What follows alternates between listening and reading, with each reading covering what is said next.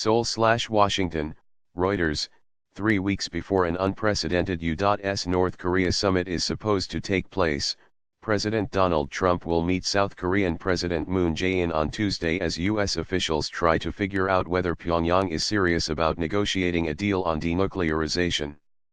Moon a trademark's White House visit was originally arranged as a meeting to fine-tune a joint strategy for dealing with North Korean leader Kim Jong-un, but has instead become more of a crisis session after Pyongyang last week threatened to pull out of the planned June 12 summit in Singapore.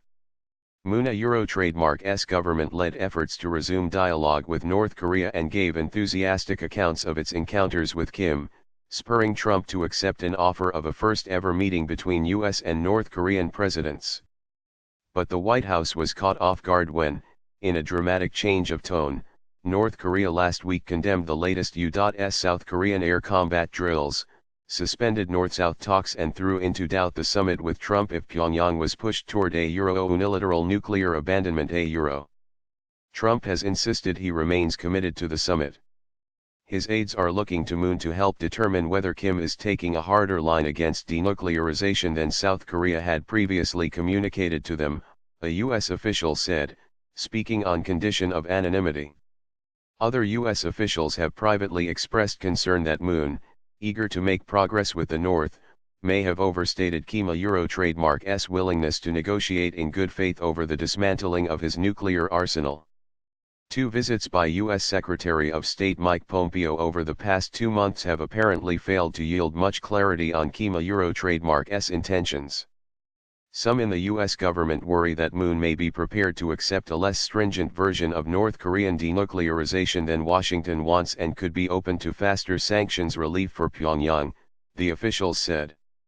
Most analysts say it is unrealistic to believe North Korea will agree to complete abandonment of its nuclear program, which has focused on developing a missile capable of hitting the United States and which Kim sees as crucial to his survival in power.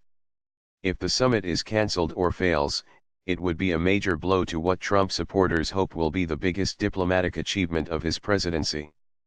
The uncertainty comes at a time when Trump a trademark's withdrawal from the Iran nuclear deal has drawn criticism internationally. His moving of the U.S. Embassy to Jerusalem has fueled violence on the Israel-Gaza border, and he is on the defensive over an investigation into alleged Russian meddling in the 2016 election. Testing Trump. North Korea a trademark's warning of a possible withdrawal from the summit is seen as an effort to test Trump a trademark's willingness to make concessions on his demands for Pyongyang a trademark's denuclearization, the U.S. official said. A trademark's straight out of North Korea a trademark's playbook the official said. North Korea a trademark's condemnation of Trump a trademark's hawkish national security advisor, John Bolton, for proposing that North Korea should emulate Libya by abandoning its program of weapons of mass destruction was believed meant to sow divisions within the administration. Despite Trump having contradicted Bolton on the Libya point, there has been no sign of Bolton losing influence. Seoul has been hoping to ensure a successful summit after a historic meeting last month between Moon and Kim produced a declaration of goodwill. But South Korea a trademark's role has been brought into question since last week when North Korea a trademark's chief negotiator derided Seoul as a ignorant and incompetent Seoul has refrained from responding. Heads of South Korea and the United States are expected to discuss measures to guarantee a bright future for North Korea in the case it truly goes through complete denuclearization, said Nam Gwan-pyo, an official at the presidential Blue House. Trump has sought to placate Kim by holding out the possibility of economic development, and he pledged on Thursday that Kim trademark's security would be guaranteed in any deal. But Trump has insisted on concrete steps before any easing of sanctions, and warned that failure to reach a denuclearization agreement could lead to a decimation of Kim trademark's rule.